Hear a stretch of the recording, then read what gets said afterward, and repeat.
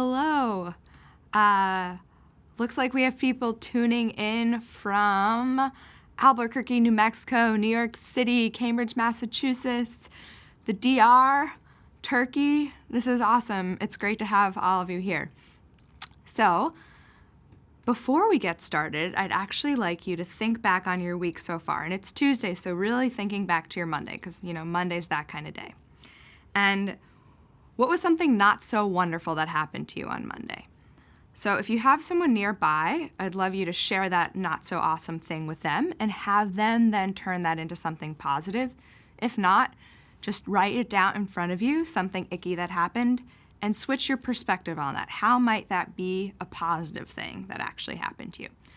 So I'm going to give you a quick moment for this thought experiment.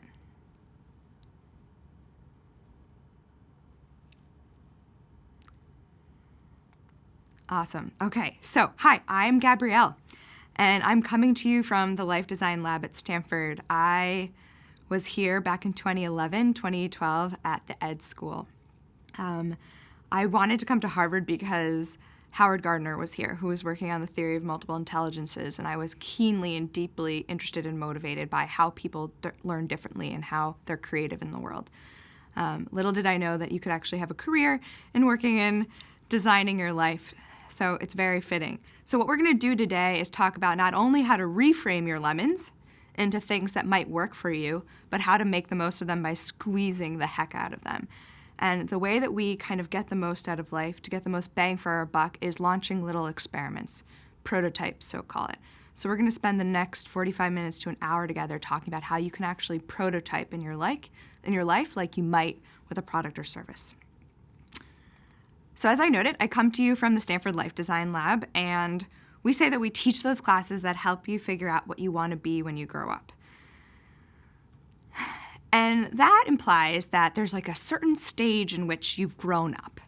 And the reality is I'm currently working with my 65-year-old dad who ended his career but still needs to make money and figure out what he wants to be when he grows up. So I might reframe the statement into being, what do you want to grow into as your life unfolds, as that journey of your life continues to unfold?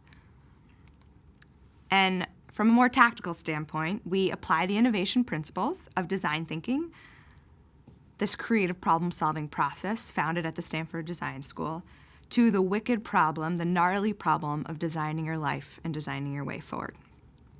So let's break down this definition for a minute, because before we get to prototyping, we kind of need to understand where we're coming from. So what is design thinking? Design thinking has been around for a little while, and thus, like many other kind of hot button terms, has gotten muddied. So design thinking is actually one of many valid ways of solving a problem. So first, I'm going to kind of put it in its place. And to do that, we have to look at different kinds of thinking and different ways of creative problem solving. So the first one is engineering thinking. Hugely valid, hugely important. Engineering thinking is when at some point there's a solution to get to. So at some point, X has to equal 7 or the bridge is going to fall down. Engineering thinking is when we know the solution and thus we have to solve our way forward. It's often overused in society, but it's a very valid way of cognitive thinking.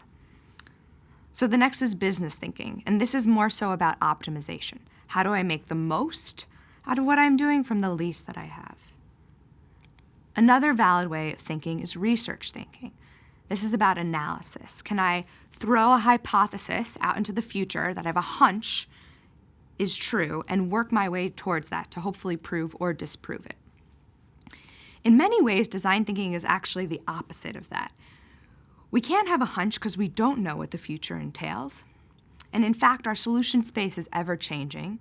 So in order to gain information in things like our life, we have to build our way forward. We have to try things, collect data from those experiments, and move on from that.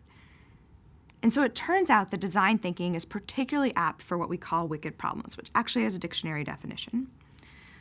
Problems that don't have a solution, and where the solution space, kind of what gets you from point A to point B, is ever-changing. So sometimes in life, you're like, I'm ready, I'm going to turn right, the sky falls, and you got to turn left, and that's just the way it works.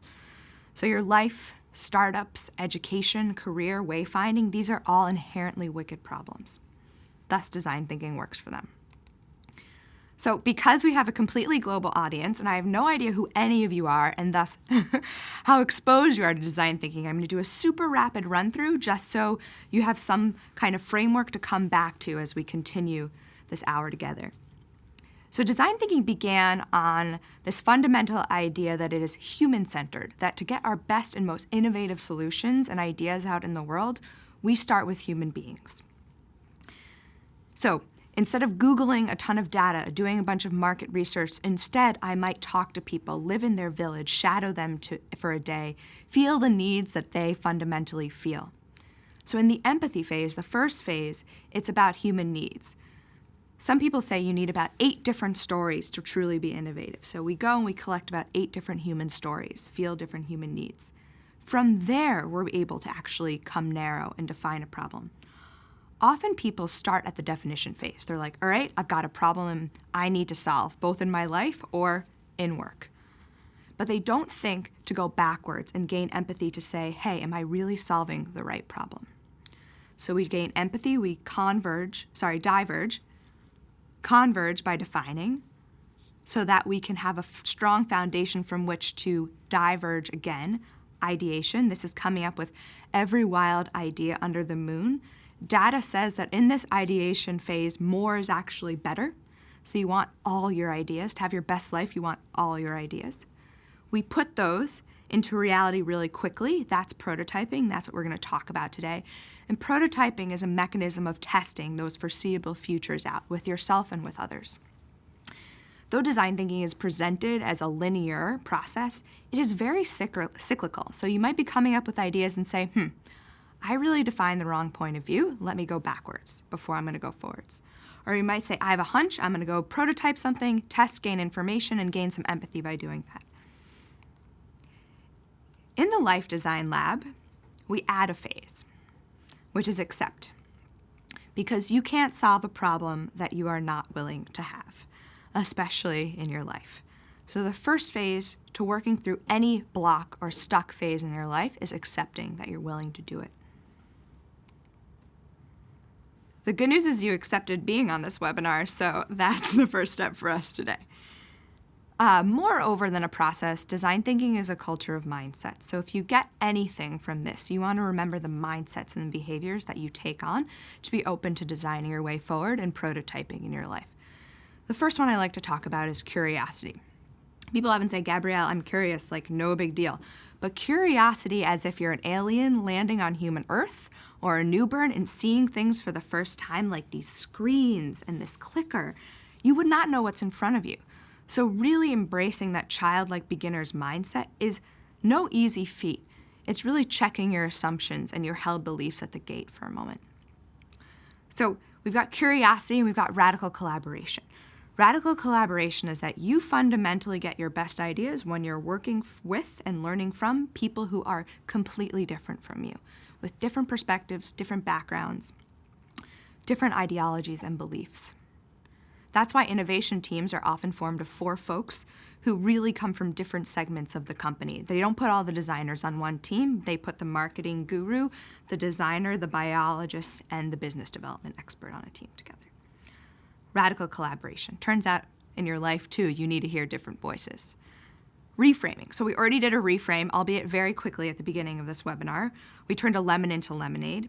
Oftentimes in life, you cannot change your context around you. If you can change it, you should, and you want to. But you can always change your perspective. You can always flip how you see a certain scenario. It's a really powerful tool, reframing. Bias towards action. This is about, I'm going to put out a hunch that a lot of Harvard folks exist in their heads. Maybe I'll just say I exist in my head a lot, get stuck in what we call analysis paralysis. There's a lot going on up there. We gain information by taking action. So in designing your life and in prototyping, we believe in a bias towards action. And finally, I'm going to double down on mindfulness of process, because we need to be mindful of our own process as we're walking through today in order to know where we're going. Mindfulness of process is about, hey, I am actually mid-career and thus I'm in an exploratory phase, or I'm kind of at the end and I'm looking to gain meaning or tell stories of what I've done. Or for a more specific example, I'm not going to go sign up for a triathlon until I dipped my toe in a pool and see how I reacted. So being mindful is a process of knowing where I am, given the circumstances I'm in, and therefore what steps I need to take to move forward. So being mindful of our process today, before hopping to prototyping, I'm going to do a little definition. So in order to build our way forward, we got to know the world that we're swimming in. And to do that, I'd like to do a small thought experiment with you. So I'd like you to remember when you got into Harvard for whatever degree or situation it was. So think back to the moment you got in. And what did everyone say to you?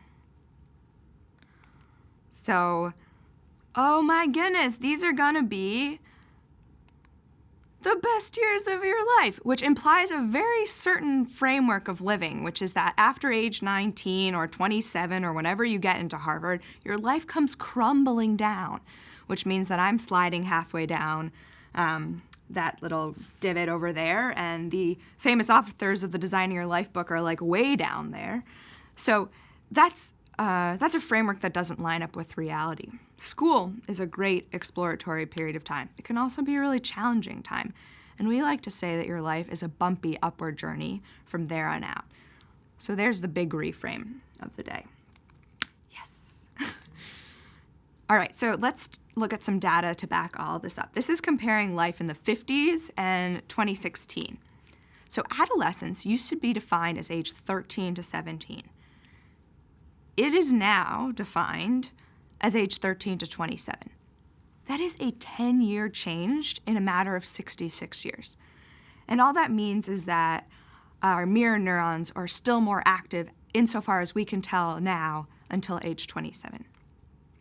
So not only is adolescence changing, and when we're developing is changing, but marriage and family building, middle age, retirement, old age, and longevity are all shifting later and later. So this means a few things for us operating in this world. Number one, the age of exploration from your teens into your 20s into your 30s is kind of continuing way more than we thought it was initially. In the Life Design Lab, we like to call these your Odyssey years.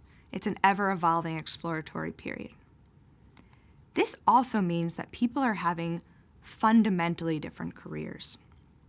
So this is not like, oh, I'm going to be a product assistant, and then a product designer, and then a product manager, and then a product director. This is like, I'm going to be a nanoscientist, and then an astronaut, and then an educator. And then I'll have my encore career, which is going to be in food. So the way the world works now means that people are shifting careers fundamentally over time.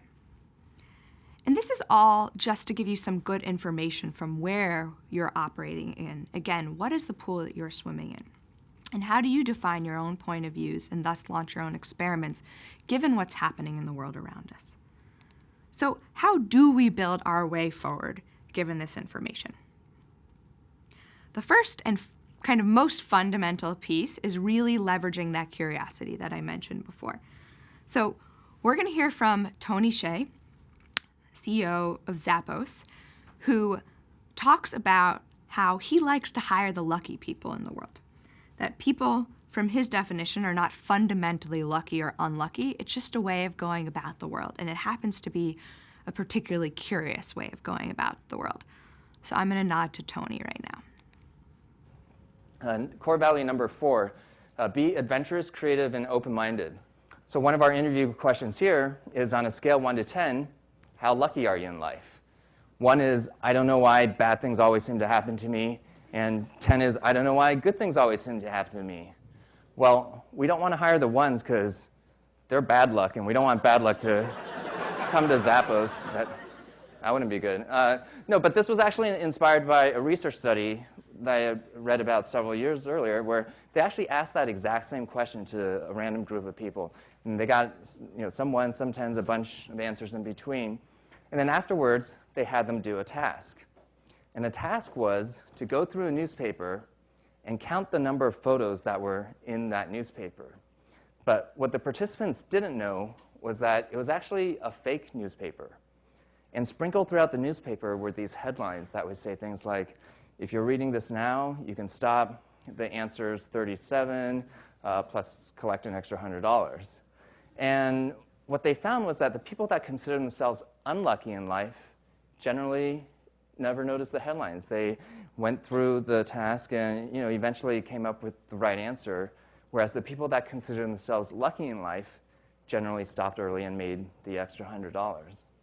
So the takeaway is that it's not so much that people are inherently lucky or unlucky in life, but luck is really more about being open to opportunity beyond just how the task or situation presents itself. So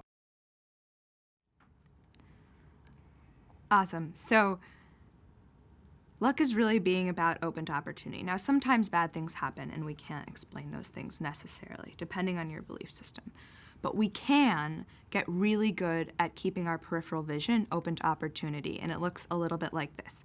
So we might be going down this yellow brick road of life, and we have some sort of goal at hand to execute on a project deadline, to raise kids, whatever it is that is in front of us. And it doesn't mean we get distracted from our goal. Being curious, being good at being lucky means that you keep your peripheral vision open to things that spark your attention. So you're going down the road and you might say, what is that purple butterfly on my right? That looks interesting. Or that blue sailboat. I'm going to veer off and talk to them and come back.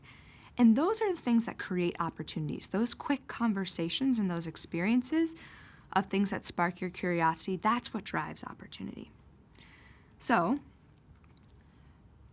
prototyping is not just about curiosity, it's also about learning from others who are different from you, that radical collaboration piece, and the bias towards action, actually trying something before you know what the result of it might be, so that you get a reaction to it. So why do we prototype? Why do we prototype in general, even in the innovation of product and services?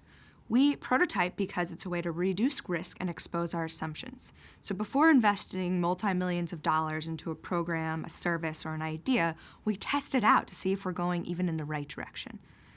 It's also a way to engage other people with our ideas. So we bring people kind of into our learning process. Speaking of learning, we really prototype to learn. And in our life, we prototype to sneak up on your future. Because your future is already out there. Someone's already living something that you're interested in exploring. You just gotta find them and talk to them. A good prototype, so one that's executed well, is cheap to make, quick to do, and easy to execute. Maybe a little bit different from Google Glass. So I finally went to Google, I've used this example forever, and I finally went to Google X this week and saw it in person, so I feel much better about using this example. So Google X would have been well and good to maybe try putting a camera on someone's head before they put a lot of money and time and investment into the project of Google Glass. Because then you'd realize, oh, that feels funny. I don't want to carry around this thing on my head, however lean or sleek it is. So a good prototype has to be cheap, quick, and easy, and let you learn and give you good information about moving forward. So in product design, for the sake of simplicity, prototypes look a lot like a foam board mock-up, a storyboard or a sketch, a business model canvas, some way to create the look and feel of what you're actually creating in the world. In life design, however, we have one prototyping mechanism that we rely heavily on, and that's role play. So I'd like you actually to take a moment right now and think, where in my life have I prototyped before? Because some of the best empathy that we can get for ourselves is looking back to past experiences where we learned a lot, where there were inflection points, where you were like, oh, I feel really alive right now. So where in your life did you launch a small experiment to try something, whether it was a career, a lifestyle, a move, before actually jumping whole hog into it? I'd love to take some responses from the crowd that's live.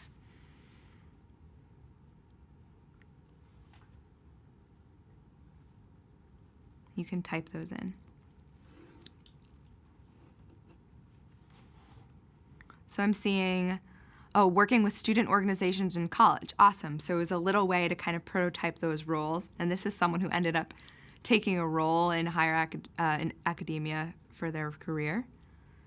Just taking time off between college and grad school, yeah. Building things in their glass studio. Oh, I'm so curious to learn more about that. Launching a side consulting group to learn from that. yoga teacher training, exactly, sitting on a yoga class. That's a perfect example before you go whole hog into that. Beautiful. These are wonderful. Thanks so much for your responses. So yeah, in life design, and this works perfectly with your examples, there are two ways in which you can prototype, really. You can have a conversation with someone, or you could have an experience for yourself. So a conversation, think about an informational interview, a casual coffee, chat after a workshop at the bar, a party on the metro. An experience, you kind of have to get a little bit more creative. So you're gonna shadow someone for a day, intern for a month, sit in on the truck, tap in on the sales call, substitute yoga teach for a day. Spend 72 hours indoors if you think you wanna now become a coder. These are ways to have felt experiences and thus get reactions to them. So I'm gonna actually dig into the conversation component right now and talk to you a little bit about what I like to call inspirational interviews. It's kind of a heightened version of informational interviews. And inspirational interviews are a power tool because, one, they leverage empathy of other people. You're seeing and feeling how someone else feels in your foreseeable future. Two, they're a prototype, so they're testing something out, and I already said testing. Prototypes are a great test of what might work for you in the future. So I want to mention some research I read recently from Dan Gilbert, who is at Harvard, cool, from this book, Stumbling on Happiness. So it turns out that people gain a ton more information talking to people who are living into their future and seeing how they act, as opposed to getting all the data information. And Dan Gilbert actually happened to do this test with women who are in the dating pool. And the women were preparing for a blind date. Some of the women got all of the data and information about the man that they were about to date. And some of the women got to talk to one other woman who went on a date with that person already. The women who got to talk to the other women, 9 out of 10 times correctly predicted how they would feel in the date when they actually had the date with the guy, the blind date. Way better every single time than the ones who got the data. Interestingly enough, when asked again, what would you want for the next date, the data or talking to another woman who went on a date with them, they chose the data every time. So it's kind of interesting that we actually get way more information by talking to other people and seeing how they reacted than we do from any piece of data. So talk to other people about the date before you go on the date. An inspirational interview is basically like an informational interview and a design interview had a baby. So design interviews are in that empathy stage. They're ethnographic explorations of someone else's life. And informational interviews are just that. They're there to gain information about someone else's path, career, and life story. And they leverage all of the mindsets. So what it actually is an inspirational interview. It might be when you're ready for a career shift, if you're interested in turning a side hustle into a main hustle, or if you have a lifestyle goal that you're interested in pursuing. It really can be to gain inspiration or information about most anything. The key is that it is not a job interview. And this is usually when I'd ask you all, why do you think it's key that it's not a job interview? It's crucial that the person doesn't think it's a job interview because number one, the first thing that they're thinking is, do I have a job to offer? If they don't, the best thing that they could do is say, go on your merry way, talk to someone else. Secondly, if someone thinks they're interviewing for you for a job, they're immediately in a judging mindset. They're saying, does this candidate check the boxes that I need for a two-dimensional role that I'm filling? They're not interested in the three-dimensional you that's out there. And thus, they're not as open about sharing their story. So we always say to our students, you can want a job before the informational or inspirational interview or after, but not during. You want open, generative conversation. You want to hear their story. So how do I get it? And some of you at this point might be saying, well, Gabrielle, I have a great job. I've been in it for a number of years. I'm not curious about this. But this is how you get information on anything you're interested in exploring in life. It might start with an email. The email has an intro. It says something like, hi, my name is Sarah. My old colleague, Joe Shao, said you built your welding side gigs into your full-time work. I'm a Harvard alum. My day job is in marketing, but I've been a jewelry maker on the weekends, and I'm itching to turn this into my main career. An ask. You always need an ask. Can I buy you a cup of coffee and meet for 30 minutes at a time convenient to you? I'd love to hear about your process transitioning your side project into Fix Me, this company, and learn from your story. When someone receives this email, here's what they see. They see Joe Chow. Ah, Joe Chow, he's a cool dude. I'm going to read on. Harvard alum, credibility. I'm a Harvard alum. You're a Harvard alum. Cool. Can I buy you coffee? You want to buy me coffee? Okay. And meet for 30 minutes. That's not a lot of time. And then 30 usually turns into an hour and a half. You're having a good conversation. And hear your story. You want to hear my story. People love talking about themselves. So though sometimes you have to send multiple versions of this email, it always eventually works. For those of you who are not into starting a new role or job, but just want some information, here's another version of the email. Hey, my name is Divine. My old colleague, Melinda Joyce, said you were one of the original brilliant minds behind creating the people operations team at Google instead of just HR. I work at this nonprofit called the Future Project. We're building our own new people team, and I'm trying to learn from pioneers like you. The ask. Can I buy you a cup of coffee at a time convenient to you? I'd love to hear more about your motivation and craft and making the switch from HR in general and hear about your career and story. So that's kind of intro work. Again, what do people see? They know Melinda, Future Project's cool company. Buy you coffee? Okay, your story? Okay, same thing.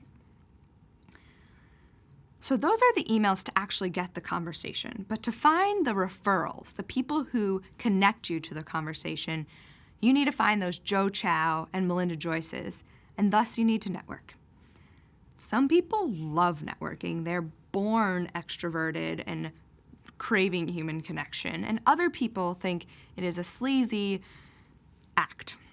So I want to quickly reframe networking for you. I'd love you from this moment on to think of networking as just asking for directions. So I'd like you to think back to the last time you got asked directions. It probably happened this week. Or maybe when you were here at Harvard. Did someone ask you directions on this huge campus? Yes, there are like 7 quads. Where do you go? So someone comes up to you and they say, hey, Gabrielle, I'm looking for Widener Library. And I say, oh yeah, it's over this way. And they're like, okay, cool. And so you give them directions, they leave. And normally I would say, they used me, because they didn't say flowers, send flowers or a thank you card. They just used me for the directions. They used me, but I felt pretty good after it. I felt like I'd helped someone in a very small amount of time, and I got to go on my merry way. I'm curious if you feel this way after you give directions. So networking is just opening up conversation in a land that you don't know about, and thus you have to ask for directions to be part of it. You don't know what it's like in nanotechnology land. You gotta ask, and the more you ask, the more you get in the conversation, the more you start speaking the language. People like giving directions. It makes them feel good. So next time you're networking, think about asking for directions. And why do we have to do this networking thing? Why do we have to inspirational interview? It's because right now we're facing, well, a few iceberg problems, but this one has to do with careers. So it turns out 80% of jobs are never listed publicly, or at least they are some of those are actually listed very briefly, but already pre-connected within the company. They already have someone slotted to take the role. So that means that we have to go unicorn hunting, which is about finding the thing that you can't see and maybe doesn't even exist yet. So if 80% of jobs are never listed publicly, and this is the domain you're interested in, and here you are on the outside, the first thing you do is you look at the ones that are publicly published on the internet. Turns out, though, there's all those 80% in the domain that you can't quite see yet. There are also a ton of people in that domain, and they're connected to the other people, and they're connected to the opportunities. But you go for that opportunity on the outside, and so does everyone and their mom, and it gets really crowded. And you drop your resume into the black hole of the internet, and nothing quite happens. Or something might happen, but that's lucky. So instead, we say the key move is to get in the conversation, to talk to the people, because the people know the people, and the people know the opportunities, and so on and so forth. And then sometimes something happens that is only the result of you being in the conversation. This does not exist from public job postings. If someone says, hey, you're a great person. We don't have a role right now, but I think I might be able to create something for you. And that's pretty awesome and magical when that happens. That's a result of being in conversation. So if 80% of opportunities are unlisted out there, to get access, you have to be in the conversation. And we only know one way to get in the conversation, which is networking, to get inspirational interviews that lead to the discovery and creation of new opportunities for yourself.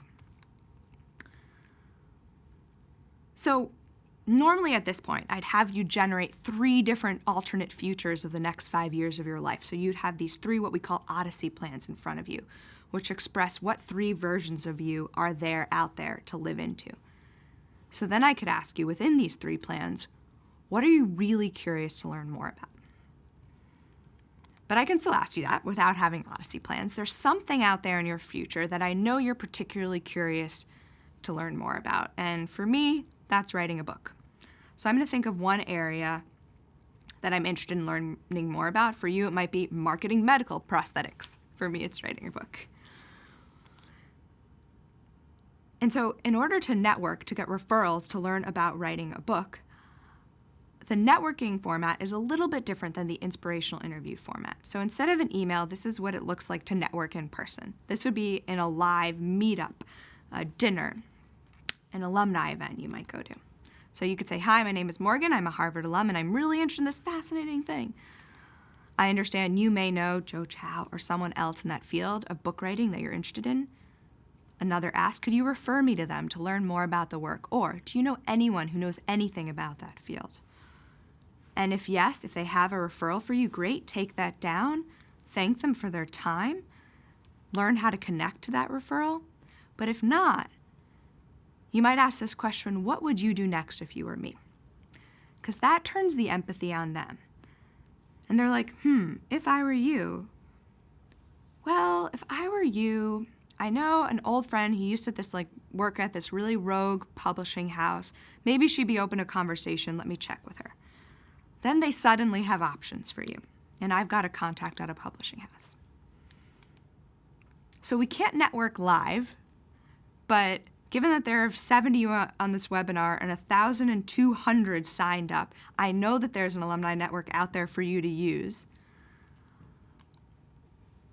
I would like you to use them and also consider different ways. Oh my gosh, there are 275 live. That's pretty cool.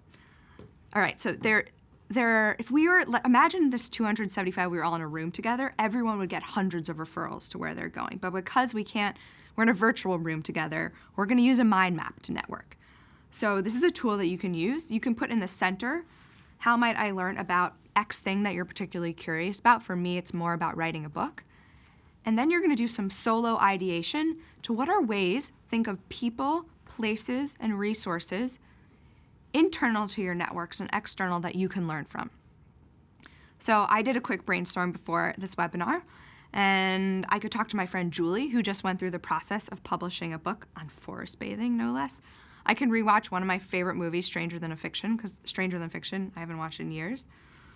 I can attend a creative storytelling class at the Brooklyn Brainery or the Design Gym, my friends when I go back into New York. I could go to readings from industry folks, so on and so forth. And the cool thing about mind mapping is once you draw to one idea, let's say talking to my friend Julie, that might give me a clue to a next idea. So talking to my friend Julie makes me think of actually my friend Nafisa, who has a friend who works in publishing cards.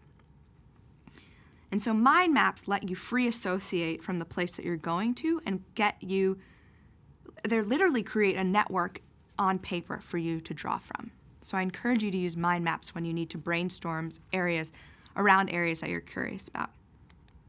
So I'm gonna give you some homework. I don't know if you can give homework on a webinar, but I'm gonna give it to you, and I can't follow up on it, but I think it'll be useful if you actually do it.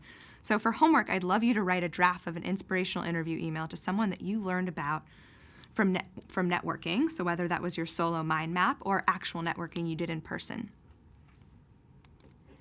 And to actually execute on this, to be biased towards action, you need to set a date and a time by which you're going to send this email with a reminder and reward. So in our adult lives, it's kind of important to incentivize ourselves sometimes. Sometimes those carrots stick, I did this, I get that, works really well for you to achieve things. So I sometimes give myself gifts like, ooh, I'm going to get matching pajamas or fancy lotions when I complete, 3 informational or inspirational interviews. Just a thought. So a date and a time with a reminder and a reward. So here are some tips on doing inspirational interviews or prototype conversations well. Before the interview, you gotta identify what you wanna learn about and get curious about it. So you're gonna Google the heck out of this person to know what you're up against. That sounds so confrontational. It's not that confrontational. You need to network to get referrals because referrals really get you in the door. Referrals are what have people opening those emails. During the interview, in person is always better than the phone.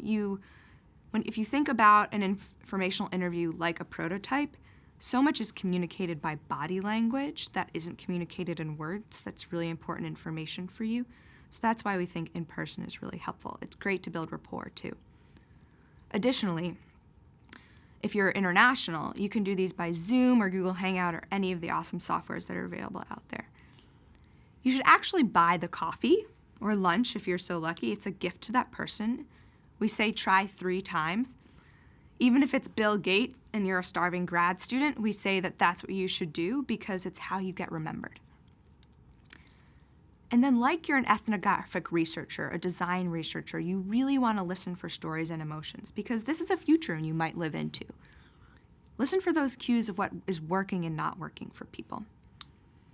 Afterwards, you want to ask for more referrals, keep the ball in play so this is an ever-evolving prototyping life that you're living.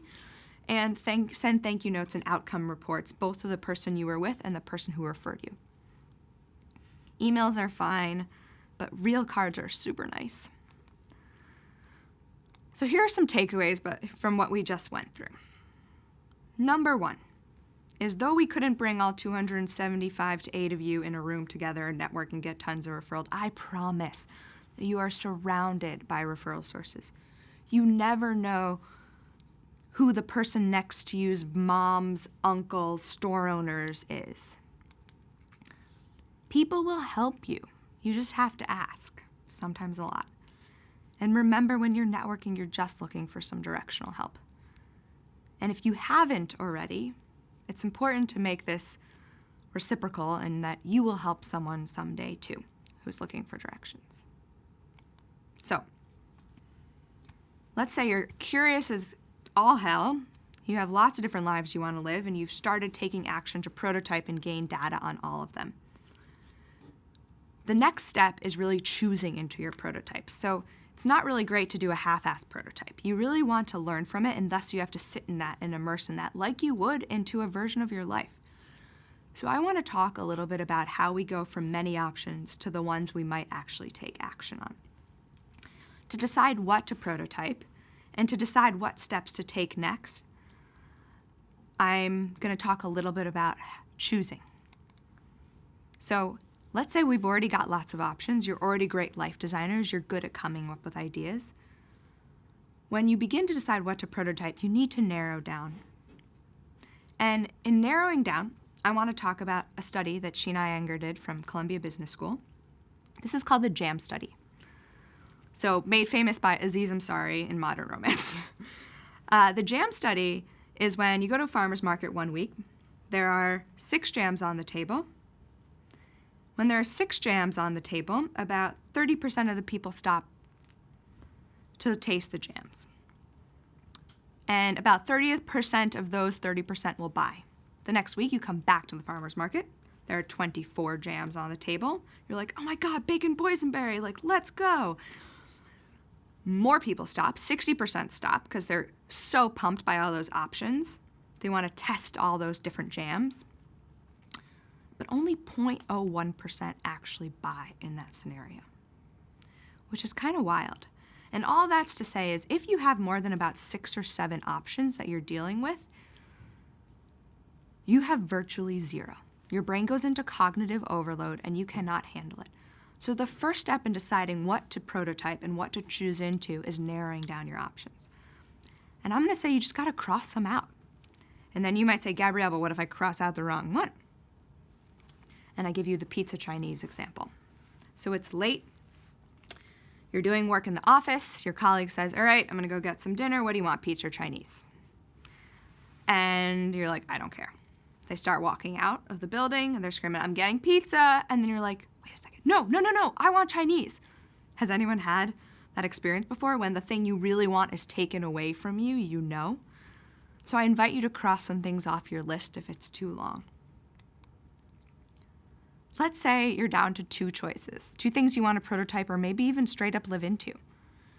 Then we call on Ruth Chang, a Rutgers philosopher, who talks about how we create and thrive in our human agency when we're asked to make tough choices. So sometimes choices are just on a par. And much like there's no best version of you in there, there are many versions of you, sometimes there are two options that are equally right. Ruth talks about this as an opportunity to create self-definition, to put your agency behind something, and that is an inherent human privilege. She says you can choose to be a black sock-wearing, urban-dwelling, internet-loving intellectual, or a pink sock-wearing, country-living, cereal-loving, I don't know, she has some cool examples. But in the space of hard choices, when options are on a par, that's when our agency comes in. And then we got to hear from Dan Gilbert one more time, because he's a Harvard dude who talks about the art of letting go. In this case, he uses a study where folks have Monet prints. There's 7 of them, and half of them get to keep the Monet print that they were given. Sorry, they all get to keep it. Half are given the option to return it. Half are stuck with it. The people who are stuck with the painting, who don't have the option of returning it, are so happy. In fact, they rate the painting the best Monet painting they've ever seen. The people who have the option of returning it drives themselves nuts, way beyond the point of having the painting. And they're always thinking, should I have left it? Should I return it? Should I have selected the other? What should I do? So unfortunately, we're not all in psychology studies and can create the non-returnable painting situation, but it's really important to know that the reversible condition is not conducive to the synthesis of happiness. So a big thing is choosing into your experiments, choosing into the things that you want to learn, and not looking back. Creating situations that are essentially irreversible for you. So this is a very Western and privileged mantra, but I don't know if anyone heard, growing up, always keep your options open. Unfortunately, that's not a great way to go. Because what's the point of an option? If you're dragging around options as a baggage, it actually leads to poor performance and lower happiness. Better yet is to think like a designer and know that, hey, when the opportunity comes, I have the power to generate options for myself instead of carrying all the ones from the past around. So I invite you, as you get curious about your future, launch small experiments to prototype, that you choose into your prototypes so you really can learn from them. So I'd love you to close your eyes really briefly, wherever you are in the world. We're going to do a quick reflection. It's 20 years from now. It is the year 2038. Where are you? Who are you? I'd like you to say your name out loud in your head. I'm sorry, not your name, your age. Say your age out loud in your head. You're walking down the street wherever you are, and you run into an old friend you met at Harvard. And they ask you, how's it going? What do you answer them? You might want to free write this if you have a paper in front of you, a paper and a pen. So what do you say? Who are you now? What are you really glad that you prototyped, experimented with, and learned about in the last 20 years? And what's one thing you're really grateful came to be?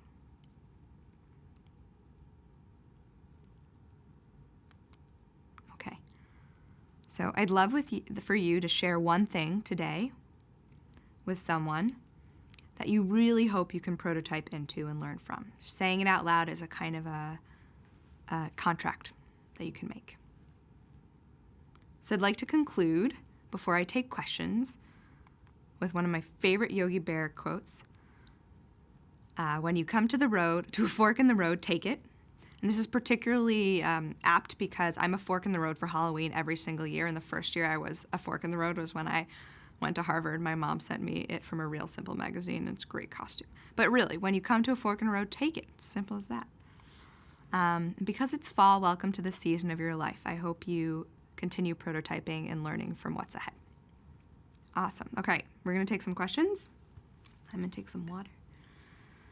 How do you explain a major change you are interested in, i.e., a lawyer who wants to learn programming. How do you explain a major change you're interested in? So how do you explain a major change? So let's say you're interested in a pretty serious life pivot. So let's think about, this is a great time to do inspirational interviews, to have prototype conversation experience. So you want to talk to all those people who did life pivots before. And it might not just be a lawyer who went into programming. This might be, again, like the astronaut who went into education. So number one, talk to people who had a big pivot before. Ask them how they started to tell their story and navigated that transition. You might also just practice with the people around you. Ask other people, why do you think I'm going from, a lawyer who wants to go into, why do you think I want to go into programming as a lawyer?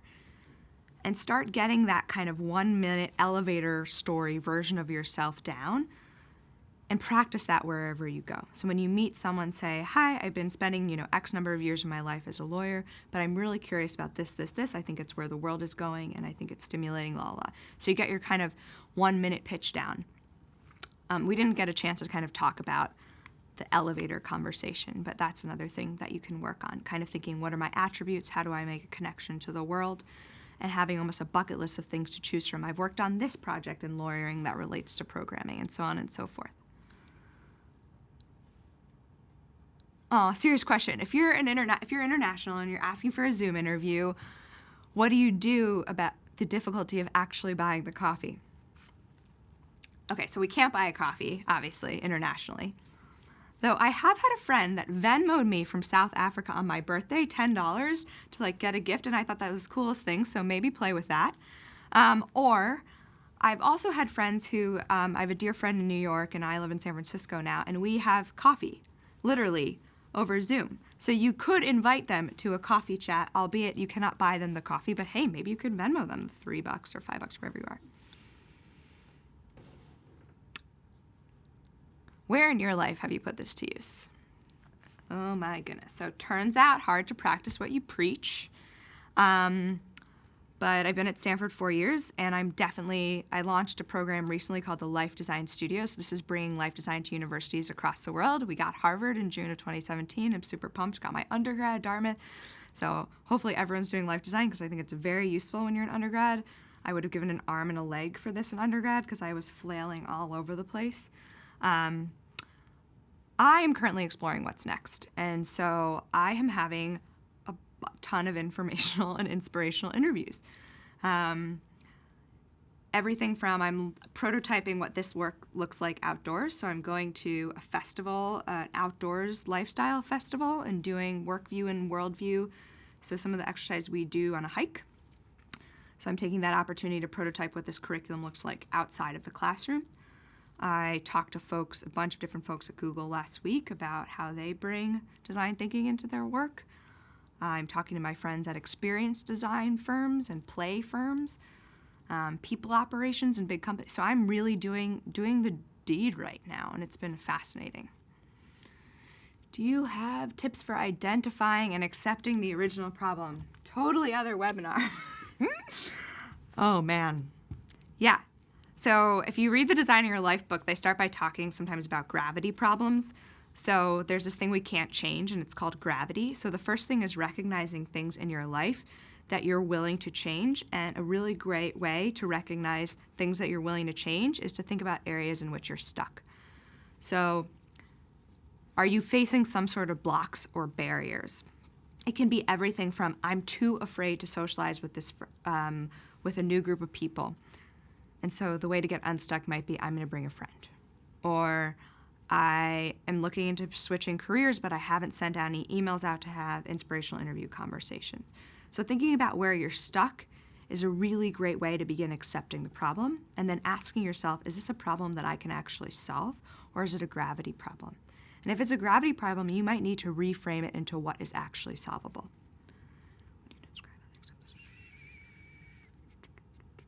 Would you describe other examples of real-life testing life design prototypes? So a really easy one to think about is being a doctor, let's say. So medical school, residency, internships, that's a big time investment. Oftentimes people get far down that road, it's an expensive investment before prototyping it. So thinking, how do I feel like in an operating room? What is it like when I'm bedside with a patient? Can I shadow a doctor? Can I get my finger pricked for blood and see how I react? What are little prototypes I can run to have the felt experience of doctoring before I invest years and years into that future? What about prototyping paths in sequence rather than crossing out you absolutely can prototype in sequence. That's a great question. So the question was, what about prototyping paths in sequence rather than crossing off the list? So prototyping is a great way to explore those future options before and they can help you cross things off the list. So you might want to prototype a few different futures or areas you're curious about, gain information, and that information can help you cross those things off the list. Is there more information on life design prototyping readily accessible? Stanford's Life Design Lab, which is where I work, perhaps. Yeah, so we have a few resources out there. I mean, the Designing Your Life book is the one that's kind of like the package thing for all audiences. There's now a Designing Your Life workbook out there, so it has just the activities in it. And Bill and Dave, who founded the Life Design Lab where I work, also are putting out a a book specific to career because they really heard that calling. We have a website, the Stanford Life Design Lab, so you can Google us, and we put a bunch of our resources up there, and those are the Stanford-specific resources. The book also has a website, designingyour.life, I believe, and those have a few materials that you can download. All of those are in the book as well. Do you think it's better to be curious about specific roles or activities, or can you just be curious about a field? Another brilliant question. I think specific is easier sometimes, right? Marketing medical prosthetics will get you where you're going a little bit quicker than I'm curious about kite surfing. Actually, that's very specific. I'm curious about the field of mental health. Let's use that. However, being broad, just think about it. If I'm going to ask for something broad, I'm going to get broad responses and broad referrals. So that's where being mindful of your process really comes into play. If I'm looking to go wide, to diverge, to get inspiration from a lot of different fields in mental health, then being broad is great. If I'm really interested in a specific thing, it's good to get specific and start there and then say, was it that specific thing that I'm interested in, or do I need to pivot and prototype in a different area?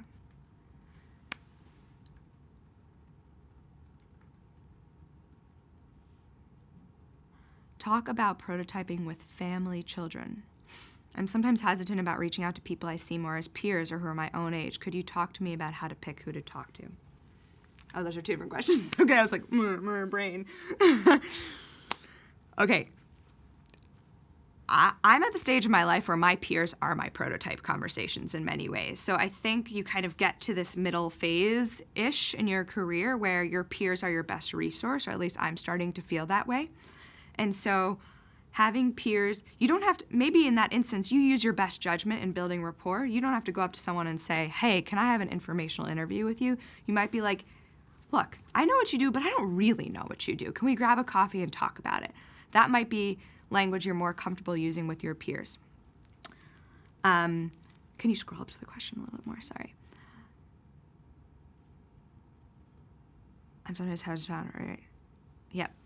And you can also go, sometimes we talk about outbound networking, so that's using my friends who know somebody who knows somebody who knows somebody, going from yourself outward. There's also inbound, and that would be using your peer network a lot, or anyone's network, your Harvard alumni network, your parents or guardians network, whatever that is, depending on what life stage you're in. There's also inbound networking, and this is a more equitable form of networking. This is going directly to the target. So we tell a story actually about a student, grad student, who wanted to meet a famous TV producer, movie producer. And the tip that was given to him was not to go to the movie producer, but was to go as close to the movie producer as you possibly get. So he went to the people who closed down the streets of San Francisco, because this was a producer who particularly liked to film and shoot in San Francisco. He went to the office of road closures, met the person who happened to be like, yeah, I know that producer, but they're a little bit busy. I'll connect you to the assistant. Got to the right-hand man or woman of the producer. So think about using both strategies. If you're a little bit more introverted, you might want to use your own network and work out from there. If you're willing to take a risk, It's a little bit risky, but you get where you're going a lot quicker by kind of going as close to that person you want to talk to in the future. And that's going pie in the sky. That's like me trying to get to Howard Gardner, who worked at Harvard when I was a young nobody.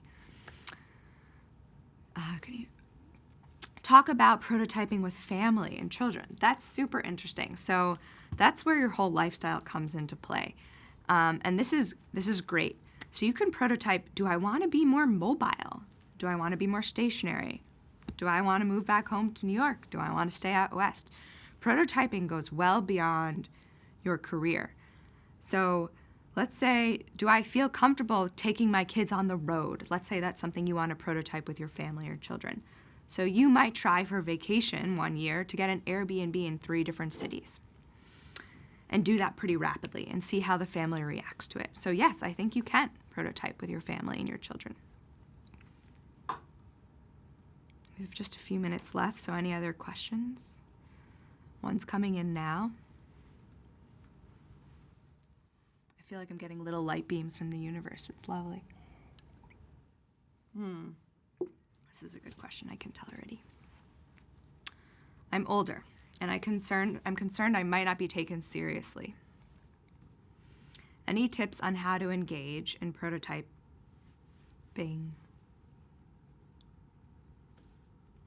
Any tips on how to engage in prototyping? Yeah, I hear you. The world we are in right now is not as awesome for people going into their encore careers or people who are later in life. I think you can do it exactly the same way as other people, but you see how I tweaked kind of the language around prototyping with a peer as opposed to prototyping with a famous film producer? You might do that as well. You might think, hey, I've gained X amount of experience in this field for X number of years. You have a young perspective that I can really use from. I'm wondering if we could share stories, because I would feel in that situation you have a lot of wisdom to offer, and see where that kind of approach takes you. So it's going to take some courage, I think, but you have a ton to offer. Think about what you can also offer and what you can listen to. I think multi-generational relationships hold a ton of meaning and potential for learning. So I encourage you to leverage those. Are we good? One more.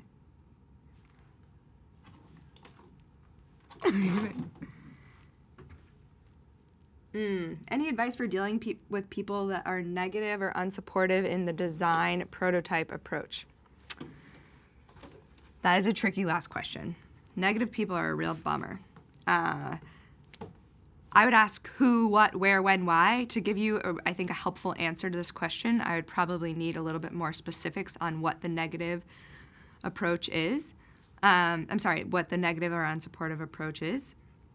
Usually the way that I get people to buy in when they're unsupportive of some certain methodologies is I have them experience it firsthand.